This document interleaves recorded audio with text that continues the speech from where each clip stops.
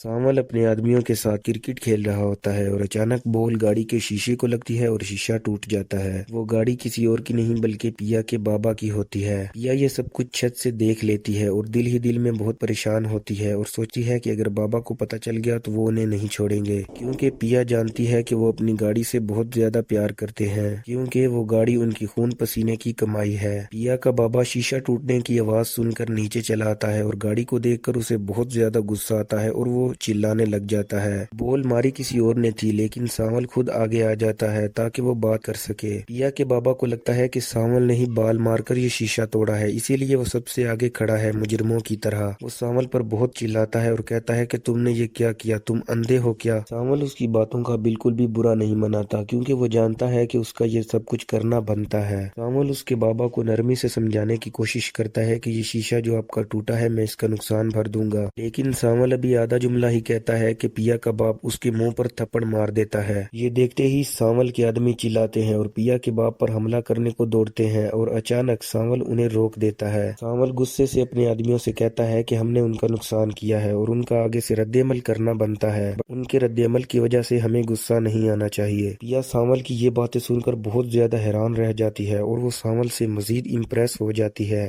بعد میں پیا اور پیا کی ماں نیچے آ کر پیا کے باپ کو اپنے ساتھ لے جاتے ہیں اور اسے ٹھنڈا کرنے کی کوشش کرتے ہیں۔ پیا سامل سے معافیا مانگتی رہتی ہے لیکن سامل بنا کچھ کہے وہاں سے چلا جاتا ہے۔ گھر پہنچنے کے بعد سامل کے آدمی اس پر بہت غصہ کرتے ہیں اور کہتے ہیں کہ تم نے ہمیں کیوں روکا، ہم اس آدمی کو چیر پھاڑ دیتے جس نے تم پر ہاتھ اٹھایا تھا۔ سامل پھر غصے سے کہتا ہے کہ تم لوگوں کی یہی باتیں تو مجھے بالکل پسند نہیں ہے، بنا کچھ سوچے سمجھے کسی پر بھی ٹوٹ پڑتے ہو۔ وہ آدمی تم لوگوں کی طرح نوجوان نہیں تھا کہ جس سے ہم لڑتے اچھے لگتے، وہ ایک بڑی عمر کا آدمی تھا جسے ہم مار بھی نہیں سکتے تھے۔ اور دوسری طرف اس کی بیٹی اور اس کی بیوی چھت سے دیکھ رہی تھی، کیا ان کے سامنے ان کے باپ کو مارتا اچھا لگتا میں؟ یہ سب کچھ سن کر سامل کے آدمی خاموش ہو جاتے ہیں اور سر جھکا لیتے ہیں۔ دوسری طرف پیا اپنے بابا سے کہتی ہے کہ آپ نے بالکل بھی اچھا نہیں کیا۔ پیا کا باپ کہتا ہے کہ اس نے ہماری گاڑی کا شیشہ توڑ دیا اور میں آگے سے رد عمل بھی نہ کرتا، اور تم کہہ رہی ہو کہ میں نے غلط کیا ہے، میں نے کیا غلط کیا ہے آخر؟ پیا کہتی ہے کہ اگر آپ تھوڑی دیر اس کی بات سن لیتے تو وہ یہی کہنے والا تھا کہ وہ آپ کے شیشے کا نقصان بھر دے گا۔ پیا کا باپ کہتا ہے کہ وہ ایسا کچھ نہیں کہنے والا تھا کیونکہ وہ لوگ نقصان نہیں بھرا کرتے بلکہ وہ بدماشی سے کام لیتے ہیں۔ پیا کہتی ہے کہ اگر وہ بدماش ہوتا تو جیسے آپ نے اسے تھپڑ مارا ویسے ہی وہ آپ کے منہ پر بھی تھپڑ مار سکتا تھا، لیکن اس نے اپنے آدمیوں کو بھی روک دیا۔ پیا کا باپ کہتا ہے کہ اس نے صرف اس لیے مجھے روکا کیونکہ وہ ڈرتا تھا کہ کہیں میں پولیس کو نہ بلا لوں، کیونکہ میں حق پر تھا اور نقصان میرا ہوا تھا اور پولیس صرف میری طرف ہی ہوتی۔ ایسے لوگ صرف گلیوں میں بدماشی کرتے ہیں اور پولیس وغیرہ سے بہت زیادہ ڈرتے ہیں۔ لیکن پیا کو اس بات کا بہت دکھ تھا کہ اس کے بابا نے سامل کے منہ پر تھپڑ مارا جو کہ ایک بہت ہی شریف لڑکا تھا۔ وہ سوچ بھی نہیں سکتی کہ سامل کے ساتھ کوئی ایسا کر سکتا ہے۔